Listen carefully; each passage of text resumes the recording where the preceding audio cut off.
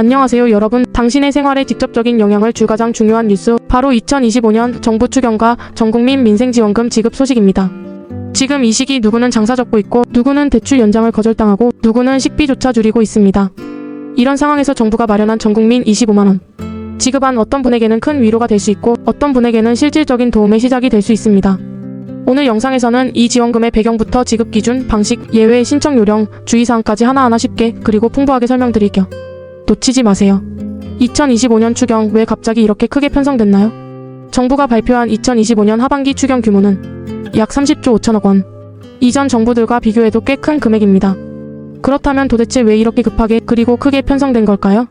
코로나 이후 경기 회복이 더디고 고물가와 고금리는 여전히 잡히지 않았으며 특히 자영업자와 소상공인은 그야말로 숨만 쉬며 버티는 상태라는 표현이 과하지 않을 정도입니다.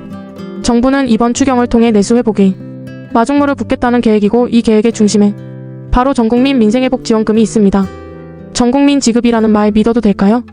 전 국민에게 25만원을 준다고 하면 많은 분들이 이렇게 물어보십니다. 진짜 전국민 다 주는 거 맞아요? 이번 지원금은 기본적으로 보편 지급, 일부 선별 지원, 강화라는 다소 복합적인 방식으로 설계됐습니다. 2025년 6월 1일 기준 주민등록을 가진 내국인이면 소득이나 재산과 관계없이 1차 지원금 15만 원은 모두 받을 수 있습니다. 하지만 여기서 끝이 아니에요. 정부는 2차 지급을 통해 소득 계층별로 차등 지급을 추진 중입니다. 기초생활수급자 총 50만원, 차상위 계층 및 한부모 가정 총 40만원, 일반 국민소득 중하위층 총 25만원, 소득 상위 10% 15만원. 이렇게 되면 실질적인 체감 효과는 소득이 낮을수록 더 크고 더 직접적이게 됩니다. 정부는 이번 추경에서 단순히 현금만 나눠주는 것이 아니라 소상공인의 채무 부담까지 덜어주는 방향으로 설계한 것입니다. 자영업자 소상공인 채무 탕감 실현될까요? 정부는 이번 추경을 통해 총 47조 원 규모의 소상공인 대출 중 상환이 어려운 일부 대출을 정부가 매입 후 소각하겠다고 밝혔습니다. 정확히 말하면 채무자 본인이 신용회복을 돕기 위해 추가 구제 프로그램을 신설하고 특정 기준 이하의 소득 매출을 가진 분들부터 채무 감면을 적용할 예정입니다. 이는 단기적인 구제책을 넘어서 중, 장기적인 자영업 회생 프로그램의 시작점으로 볼 수 있습니다. 지역화폐로 지급? 현금인가요? 그렇다면 이번 민생지원금 현금으로 지급되나요? 지역화폐인가요? 현재까지 알려진 바에 따르면 1차 지급은 현금 중심 2차나 일부 지원금은 지역화폐 또는 카드 포인트 형태가 될 수도 있습니다.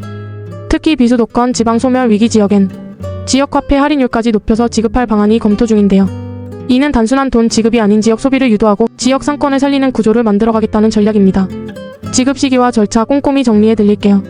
추경안은 6월 말 국회 통과 예산 집행은 7월 중순부터 8월 초 안에 대부분 지급 완료가 목표입니다. 정부는 이번에도 기존 주민등록 정보를 활용한 계좌 입금 방식을 사용합니다.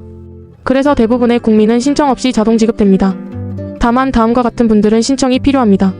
최근 이사한 사람, 계좌 변경한 분, 신규 전입 귀화자, 청년 독립세대 등 정부 24복지로행 안부 누리집에서 신청 여부 확인 시스템이 운영될 예정입니다. 기초수급자, 노인, 장애인도 받을 수 있을까요? 복지수급자분들 걱정하지 않으셔도 됩니다. 기초생활수급자, 차상위계층, 장애인, 연금수령자, 기초연금수령자 모두 차감 없이 전액 지급됩니다. 기존 복지금과 별도로 민생지원금은 온전히 받을 수 있도록 설계된 것이죠. 반드시 조심해야 할 3가지 알려드릴게요. 1. 깡 불법 현금화 금지. 상품권 카드 포인트를 현금으로 바꾸다 적발되면 형사처벌 및 지원금 환수 대상이 됩니다. 2.